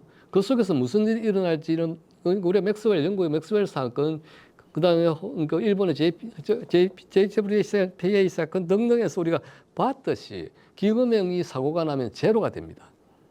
계약해놓은 사고가 나면 원리금이라도 거짓입니다. 사고가 안 나겠죠. 그런 것들에 대한 장점 단점에 대한 논의가 없이 세계는 다 기금형이니까 우리도 기금형 하자. 이건 말이 안 되는 논리는. 그다음 NPS의 현저히 높은 수익률이라고 하는데요. 자, 이거에 대해서 저는 가장 불만이 많은 것 중 하나가 퇴직연금 전문으로 하시는 교수님들한테도 그렇고 노동부한테도 퇴직연금 사업자한테도 제가 누누이 이야기합니다. 애플 투 애플 컴패리즌 하자. 애플 투 애플 컴패리즌은 뭐냐면 퇴직연금의 평균 수익률, 그 민 수익률을 가지고서 우리 국민연금 수익률과 비교하는 것 자체가 넌센스라는 거죠. 왜 그러냐면 퇴직연금 제도는 확정급여형, 확정기여형이 있습니다. 그 확정급여형은 기업이 운용합니다. 그 확정급여형은 태생상 원리금 보장으로 갈 수밖에 없습니다. 수익률 위주로 추구했다가 담당자 목이 날아가면 어떻게 하냐면 거죠. 그래서 원리금 보장으로 갈 수밖에 없는 그 비율이 51%고 확정급여형의 원리금 보장은 95%입니다. 그 다음에 확정기여형에도 역시 개인들의 그 태도 때문에 원리금 보장이 78% 정도 됩니다. 그러면 원리금 보장을 뺀 실적 배당형 상품 가지고 비교를 해야 되는 것이 맞거든요. 국민연금과 한다면. 여기에서 다시 더 나아가면은 퇴직연금은 투자 한도 제한이 있습니다. 주식 위험 상품이 70%로 제한되어 있습니다. 더 나아가서 투자 대상 제한까지 있습니다. 주식은 못합니다. 펀드만 할 수 있습니다. 그러면 여기가 아니라 그러면 비교를 하는 국민연금을 한번 볼까요? 국민연금은 원리금 보장 상품이 아예 없습니다. 있다고 해도 대기성 자금도 거의 없이 원리금 보장 상품이 없습니다. 그 다음에 국민연금은 어떻게 되어 있습니까? 투자 대상이 없습니다. 제한이 없습니다. 투자 한도 제한도 없습니다. 그런 그 기금과 지금 현재 퇴직연금과 수익률 비교한다는 것이 애플 투 오렌지 컴패리즌이라는 이야기입니다. 그런데 여기에 대해서 다 알고 있는 사람들이 왜 항변을 안 하느냐 말씀입니다. 그 제가 밑에 다 보듯이 실질적으로 그래 약 100번 1000번 양보를 해서 수익률 비교를 하자면 DCIRP 실적 배당형 상품과 비교를 해야 된다는 거죠. 국민연금 수익률은 해외 유사연금 수익률과 비교해서 높은지 나쁜지 따져보면 굉장히 낮습니다. 그런데 이걸 퇴직연금에 비교를 해가지고 퇴직연금을 수익률 저조한 악마적 제도로 만드는 여기에 대해서 왜 반박을 안 하느냐는 이야기입니다. 그렇게 따져보면은 국민연금 수익률이 6%대라면은 퇴직연금 실적 배당의 수익률은 4.5%, 4.3% 나옵니다. 이것이 금융 문맹자들, 퇴직연금을 모르는 금융 문맹자들이 운용을 해도 이 정도 수익률이 나오면 오히려 퇴직연금제는 중위험, 중수익을 추구하게끔 적절하게 제도가 세팅되어 있다고 볼 수도 있는 거라고 생각합니다. 그 국민연금은 우수한 수익률, 특히 국민연금은 자산 운용을 위탁이 거의 절반 이상 위탁을 합니다. 전문가들한테. 퇴직연금 위탁도 못합니다. 1인명도 없습니다. 이 상태에서 수익률을 비교를 한다는 것 자체가 넌센스라고 저는 생각을 합니다. 그 다음에 국민연금이 퇴직연금 시장 참여의 거시적 관점의 문제, 앞에도 말씀을 하셨습니다. 우리 김원수 교수님도 말씀하시고 했는데 무소불위의 거대 자본 협상력이 탄생을 한다. 지금도 엄청난 자본 협상력을 가지고 있는데 이게 산술적으로만 따져서 현재 국민연금, 퇴직연금, 적립금을 합치면 1,500조입니다. 양연금의 팽창식이 2040년까지 따져보면 3,500조, 전 세계 넘버원 기금이 될 수 있습니다. 이거를 어떻게 컨트롤 하겠습니까? 이 자본을, 이 협상력을. 그래서 국민연금 또 더 큰 문제는 자, 가장 우려해야 될 점은 우리가 리스크를 갖다가 분산해야 되는 것을 리스크를 합쳐 놓으면 지금 퇴직연금이 적자 전환되는 39년, 40년 돼 가면 시장에서 받아낼 시장이 전 세계적으로 없을 겁니다. 국민연금의 자산을 받아낼 시장이. 그러면 분리되어 있어야 퇴직연금 쪽에서 자산을 받아줘야 되는데 이걸 합쳐놔서 내부 거래 형태로 되면 이 자산이 공동으로 물에 빠진다는 거죠. 공동으로 침몰할 수밖에 없다는 겁니다.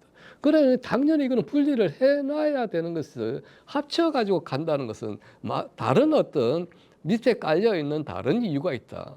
예컨대 국민연금 계정 분리를 한다고 해놓고 계정 분리를 하겠죠. 계정 분리를 한다 손치더라도 이것이 하나의 조직체 기금 안에 들어있으면 어떤 거래가 이루어질지를 모르고 손쉽게 하기 위해서 부예정이 퇴직연금 기금이 분리돼 있으면 퇴직연금 받아줄지 안 받을지는 모르니까 불확실성이 있는데 이걸 국민연금 기금 안에 합쳐 놓으면은 내부 거래를 하든 어떻게 하든 받아낼 수 있는 데 대한 불확실성을 제거할 수 있다는 게 깔린 거 아닌가?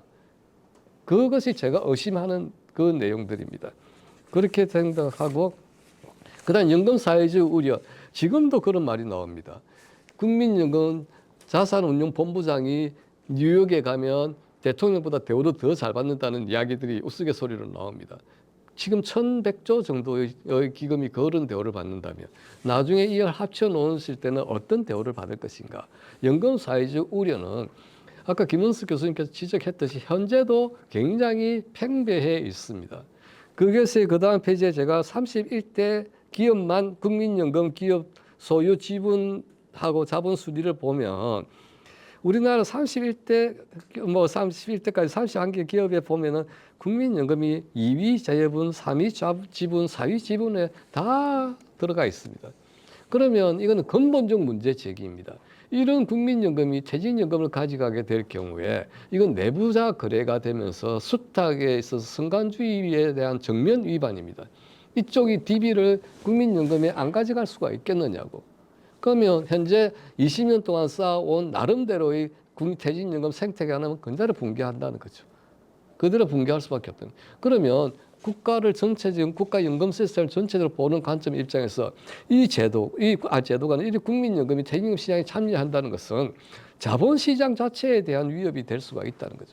자본시장의 논리에 사적 자치 영역을 공적 개입으로 인해 가지고 시장 자체를 붕괴시키는 모양이 된다는 겁니다. 특히 중요한 거는 뭐 꼭 그들을 저는 위해서 하는 말이 아닙니다. 퇴직연금 사업자의 입장에서 미래 성장이 될 수 있는 유일한 시장 중에 하나가 퇴직연금 시장입니다. 이 퇴직연금 시장을 뺏어버리면 우리나라 자본시장은 아마 붕괴될 수도 있을 겁니다. 이런 측면도 고려를 해야 되는 측면이 있습니다. 그 다음에 생각하는 것이 퇴직연금 제도 개선 노력 무력화. 이 부분에 대해서는 전 퇴직연금 제도에 대해서 불만이 상당히 많은 사람 중에 한 명인데 도대체가 말을 안 듣습니다. 그렇게 제도 개선을 하고 사실 퇴직연금제가 수익률 문제를 개선하려면 한 가지가 있었습니다. 어떤 거냐면은 레브 카운트. 이재명 제도를 이재명 제도를 허락을 해줬어야 됩니다. 그게 무슨 말이냐면 어차피 가입자들은 금융 문명 국가의 가입자는 자산 운용 능력이 불가능합니다. 없다고 봐야 되겠죠. 그럴 때 어떻게 합니까? 왜 해외에서는 기금형을 하느냐? 대신 자산 운용을 해주는 거기 때문에 기금형이 있는 겁니다. 그럼 계약형에서 기금형 요소를 가미하려면 1임형 제도를 열어줬어야 된다는 거죠. 그래서 1임형 제도를 열어주면 업권과 업권 내 자연스러운 경쟁이 벌어집니다. 수익률 경쟁이.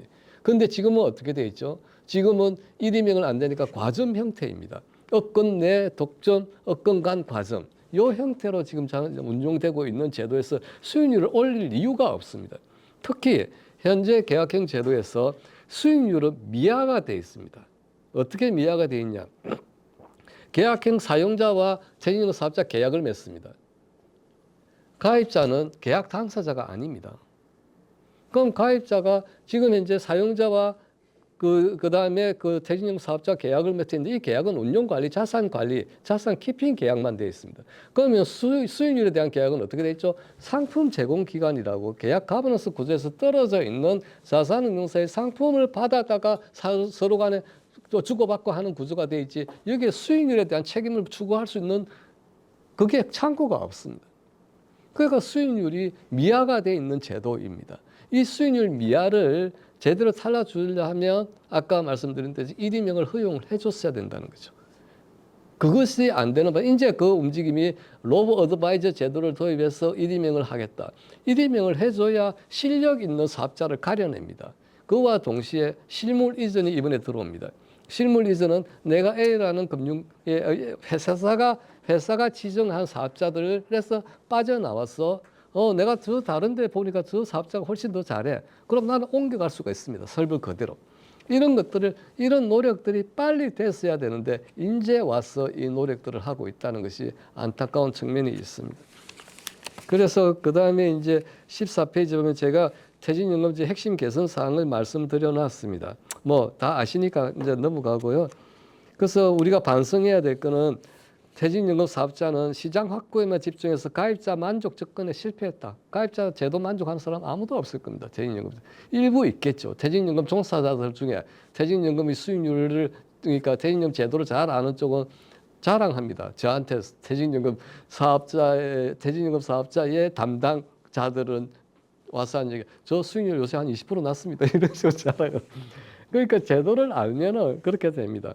쉽게 이야기해서 IRP 같은 경우를 보시면 IRP는 기본적으로 수익률 20%를 깔고 간다고 저는 생각합니다. 왜냐하면 IRP 5,500만 원 이하는 기본적으로 16.5%를 세액공제해 줍니다. 여기에 원리금 보장 상품 수익률 한 3% 더하면 바로 20%로 갑니다. 5,500만 원 이상이면 13.2%, 여기에 원리금 상품 한 3% 더하면 17% 갑니다. 깔고 갑니다. 이런 것을 활용할 수 있는 사람과 활용할 수 없는 사람. 그러니까 이런 거에 대해서 퇴직연금 사업자들이 가입자 교육을 위탁받았는데 비용 든다고, 시간 없다고, 장소 없다고 다 해태해버리니 이게 되겠느냐는 이야기죠. 그다음 정책 당국에 대해서도 계약형 제도에 치중해가지고 1임용 제도 같은 경쟁을 부추기는 제도를 마련해 줘야 되는데 수수료 깎는 데만 역할을 했습니다. 수수료를 높이더라도 경쟁에서 성과를 높이는 데 집중했어야 되는데 안 했고, 특히 정책 당국의 문제점은 담당자의 잦은 교체입니다. 책임자 퇴직연금 근로복지과 같은 경우에 제가 생각할 때는 과장이 종사하는 게 한 1년 반도 많은 것 같습니다. 그러니까 뭐를 꾸준히 개선할 수 있는, 정책 개선할 수 있는 길이 잘 안 보이는 이런 상태에서 현재 국민연금으로부터 공격을 받고 있는 그런 상황이고, 제가 볼 때 현재 상황으로서는 이거를 갖다가 어떻게 슬기롭게 극복할 수 있는 방법이 있겠는가 하는 걱정과 우려가 많습니다. 그래서 여기 계시는 우리 두 스강님들께서 좀 크게 목소리를 높여줬으면 좋겠다는 그 부탁의 말씀을 드리고 마무리하겠습니다. 앞에 뭐 너무 전문가들 분들께서 김원식 교수님부터 시작해서 다 너무 좋은 고견들 많이 들어서 공부하는 시간이었고요. 사실 저는 김원식 교수님이 말씀하신 거에 거의 다 그냥 상당 부분 다 동의를 하는 바입니다. 근데 거기 조금 첨언을 제가 하고 싶은 부분들만 이야기를 드리도록 할 텐데요. 이제 뭐 토론문 쓴 거는 그냥 참조 삼아가지고 그냥 쓴 거고요. 제가 이제 말씀을 그냥 자유롭게 드리도록 하겠습니다.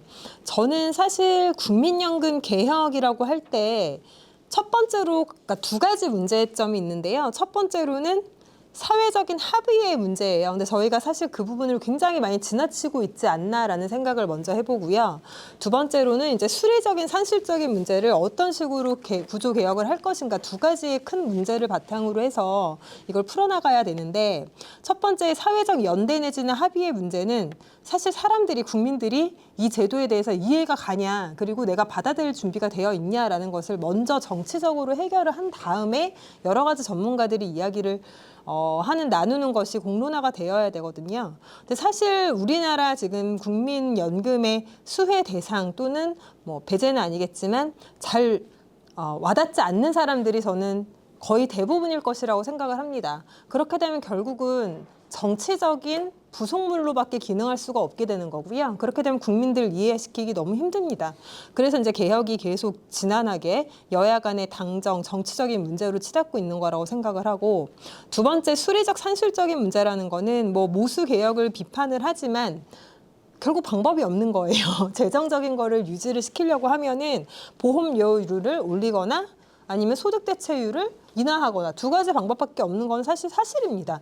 일반적인 국민의 입장에서 봤을 때. 그리고 그 외에 여러 가지 문제들이 곁들여 있다고 하면은 우리나라 지금 다층 보장 체제, 그러니까 사회적 가장 기초 안정망부터 시작해서 생계급여부터 시작해서 그다음에 기초연금, 국민연금, 퇴직연금, 개인연금 다층 보장 체제가 갖추어져 있음에도 불구하고 우리는 이걸 제대로 활용하고 있지 않기 때문에 국민연금에만 지금 문제가 집중이 되어 있는 것처럼 보이는 거거든요. 그래서 여러 가지 문제점들을 다 해결을 해야 되는데, 뭐 제가 그냥 언급하고 싶은 거는 최근의 경험을 통해서 하나 이야기를 조금 나눠보고 싶은 점이 있습니다.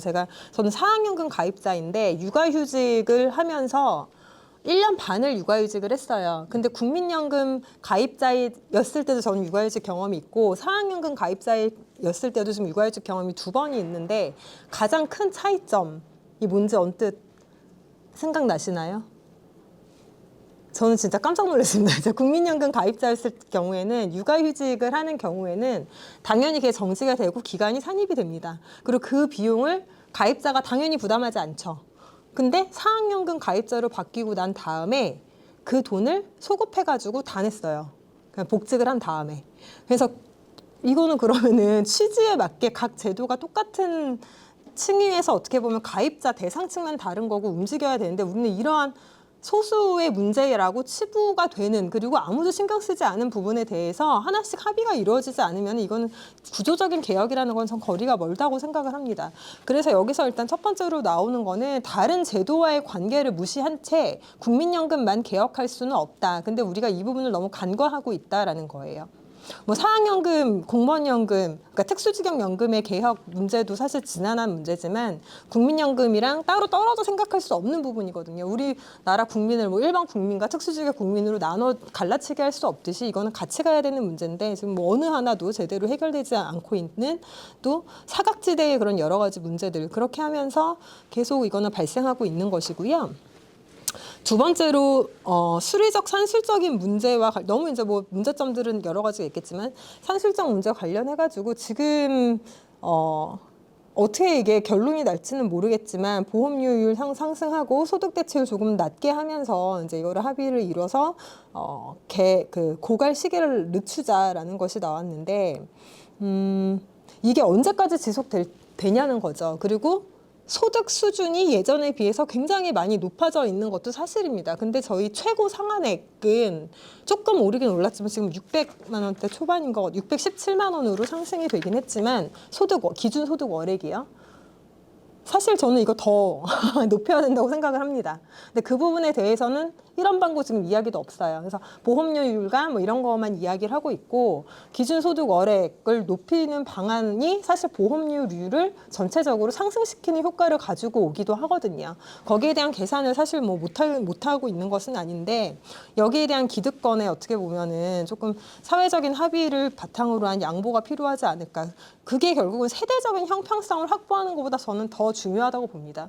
지금 세대적 형평성을 확보하기 위해서 보험료율을 갖다가 세대별로 차등적으로 올리고 뭐 이런 안을 제시를 했는데 저는 그게 형평성이라고 생각하지 않아요. 그건 눈 가리고 아웅이라고 생각을 하고 결국은 이게 어떻게 될지 잘 모르겠지만 소득 월액을 기준소득 월액을 향상시키는 거는 보험료율의 인상 효과를 가져올 뿐만 아니라 다른 퇴직연금과 개인연금 간의 다층 보장 체제를 어떻게 보면 더 활성화할 수 있는 효과도 같이 가져올 수 있는 거거든요. 그래서 그 부분을 우리가 관가했다라는 거.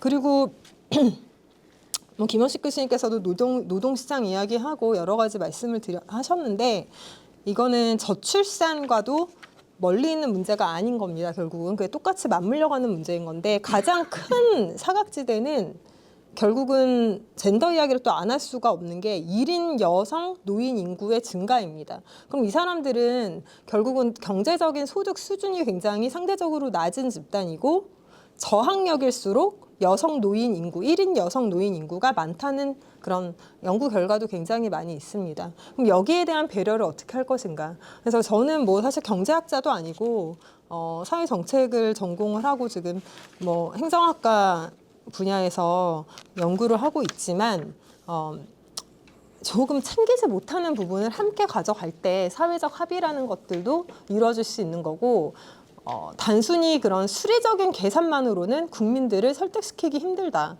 그 진짜 사각지대가 뭔지부터 파악을 하고서 단순하지 않죠. 단순하지 않지만 정책 설계자들이나 그런 정치권에서 해야 될 일들은 이거를 국민들에게 되게 이해하기 쉽게 내가 받을 돈이 그래서 예상이 가능하게 이걸 설명하는 작업들을 같이 해야 되는 거거든요. 전문가들은 전문가의 아이디어와 그런 정책 제도 설계에 관련된 부분 내놓는 거고요. 그래서 이런 것이 삼박자가 지금 맞아떨어지지가 않으면은 개혁이라는 거는 또 이게 물 건너가는 이야기가 되지 않을까 싶은 생각이 들면서 뭐 전 짧게 마치겠습니다. 그래서 여러 가지 것들이 다 필요하다라는 말로 가름하겠습니다. 감사합니다.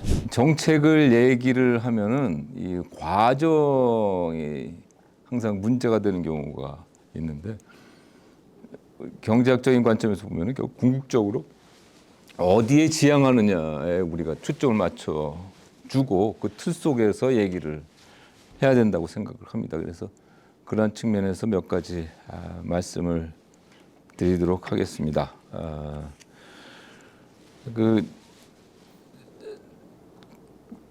윤 박사님 말씀 중에 이제 연금 수급 연령의 그 인상에 대한 문제를 말씀하셨는데, 그렇다면 이제 연금 수급 연령과 그 퇴직 연령과 맞춰야 된다 이런 말씀인데, 그럼 거꾸로 얘기를 하면은 지금 상당수의 근로자들이 자신들이 퇴직하는 시점을 50세로 보고 있거든요. 그럼 그 논리로 따지면은 50세부터 연금을 지급해야 된다는 얘기가 돼버려요. 그러니까 논리상 그렇다는 말씀을 드리고. 그다음에 두 번째 이제 기초연금에 관련된 문제, 기초연금에 대한 논의는 정말 오래 지속이 됐는데 결과적으로 우리가 기초연금 제도에서 용인을 하는 이유 중에 하나는 퇴직연금 제도에 메모리가 국민연금 제도에 메모리가 있어가지고 이게 처음에 70%였는데 60% 줄었고 40% 줄었단 말이에요. 그럼 거기에 어떤 그 구멍을 메꿀 수 있는 수단을 봐야 되는데 국민들은 그걸 기초연금으로 보고 있다고 저는 봐요. 그 제도상의 논의 과정을 떠나서 그런 점에서 저 나름대로 생각이고요. 두 번째 그 김성일 교수님, 박사님 말씀 중에 뭐 상당히 공감되고 저 나름대로 자극되는 말씀을 많이 주셨는데, 국민연금 기금의 기존의 문제를 우리가 상당히 긍정적으로 보고 있는데 저는 대단히 부정적으로 보고 있습니다. 국민연금의 기금의 성격부터 해서 그 흔히들 이 자금에 대한 그 기회 비용을 우리는 없다고 생각을 하는데 국민연금의 기회 비용은 대단히 커요. 이를테면은 국민연금 보험료를 낼 때에 그 가입자들은 사실은 주택 자금 혹은 자기의 목돈 수요, 긴급한 목돈 수요를 포기를 하고 국민연금에 기여를 하는 거거든요. 근데 사실은 그러한 기금을 자기 주택 자금이나 이런 것들을 조달하기 위해서 국민들은 뭐 대출 규제를 받고 있고 실제로 막 7, 8%, 15% 이상의 그 사채 시장까지 이용을 하고 있다는 점을 강구를 하면 국민연금 기금의 기회 비용이 제로라고 가정하는 것은 대단히 심각한 문제고, 거기에다가 퇴직연금까지 국민연금 기금에다 포함한다는 것은 아주 심각한, 궁극적으로 장기적으로 봤을 때는 아주 심각한 자본시장의 위기로 이어질 수가 있고, 이것은 결국 기업의 위기로 이어질 수밖에 없다. 왜? 기업의 자금들은 거의 다 대출, 그러니까 외부 자금에 의한 거거든요. 그러니까 그런 부분까지 영향을 미칠 수 있다는 말씀이고, 그 다음에 그 이윤진 교수님의 그 말씀 중에 대단히 중요한 것은 기존에 있는 그 크레딧 제도 혹은 관련 제도에 대한 튜닝도 못하면서 각자의 제도를 그냥 스스로 개혁을 하겠다고 하는 것은 심각한 문제다. 그래서 저 나름대로는 향후에 물론 연금 개혁을 하는 과정에서 기존 제도의 그 정합성 문제, 튜닝 문제는 반드시 짚고 개혁에 들어가야 된다라는 저 나름대로의 생각을 말씀드리면서 정리를 하겠습니다. 감사합니다. 기초연금 문제는 이제 굉장히 중요합니다. 이 부분에 대해서 저희가 제대로 정리를 안 하면 두고두고 논쟁거리가 될 것 같아서 기초연금 부분을 말씀드리면, 원래는 이제 제가 2003년 그 1차 국민연금 제작 예산 때 그 간사위원을 했어요. 그래갖고 70년 재정 추계 기간하고 70년대 적립배율 2배를 재정 안정 지표로 설정하는데 제가 당시 뭐 여러 교수분들하고 아주 엄청난 치열한 논쟁 끝에 이걸 도입한 건데, 근데 문제는 뭐냐면 처음에 노무현 정부가 제시했던 재정 안정 방안은 소득 대출 50%에 보험료 15.9%였습니다. 그게 2006년 6월 9월경에 바뀌었어요. 정부안이. 뭐냐면 2006년 그 무렵에 퇴직연금 제도가 도입이 됐거든요. 그래서 퇴직연금 제도가 8.33%로 소득 대체율 한 20% 정도는 확보해 줄 수 있지 않을까 해서 노무현 정부가 소득 대체율 40%에 보험료 12.9%짜리를 낸 거예요. 그러니까 2028년 30년까지 이거 그 국민연금 수급자가 늘어나고 퇴직연금이 어느 정도 자리 잡으면 퇴직연금이 이걸 해결해 주겠다 그래서 이게 도입된 거거든요. 그래서 이 부분을 제대로 정리 안 하면 우리가 두고두고 국민연금 소득 대체율 떨어뜨린 걸 그 기초연금이 보완하기 위해서 이건 별도 제도로 도입했다 이런 말도 안 되는 주장에 힘을 좀 실어주는 부분이 됩니다. 그래서 이 부분에 대해서 이제 굉장히 우리가 명확히 할 필요가 있고 제가 그 당사자니까 노무현 정부 연금개혁에 제가 깊숙이 관여를 했으니까 그렇고 또 하나는 이 퇴직연금 관련해서 저는 이해가 잘 안 돼요. 왜냐하면 지금 기존에 우리 퇴직연금 굉장히 문제가 많아요. 그런데 죄송합니다만 두 분이 말씀하시는 건 그걸 굉장히 합리화하는 부분이 많습니다. 제가 고용노동부 퇴직연금 포럼에 가서 뭐 얘기를 해서 이제 고용노동부 관리분들이 좀 정신이 없는 것 같더라고요. 이제 굉장히 강한 얘기를 하니까 왜 고용노동부는 그랜드 플랜을 못 짜냐 이거예요. 여태까지 여러분들이 말씀 주셨는데 전 그걸 일거에 비판할 수 있는 걸 하나 제시를 하겠습니다. 국민연금도 기금형으로 운영된다는데 이게 뭐 수익률이 낮다 그러는데 일본은 우리보다 수익률이 더 낮아요.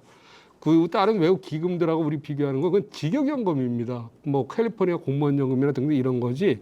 일본의 공무원연금 수익률이 우리보다 좀 낮거든요. 그런데 문제는 뭐냐면 제가 이제 말씀드리고 싶은 거는 뭐냐면 퇴직연금도 그러니까 국민연금이 이제 수익률이 없죠. 운영하는 게 프론트에서 하는 것도 있고 백업 라인에서 하는 건 별로 많지가 않잖아요. 다 위탁을 하지 않습니까?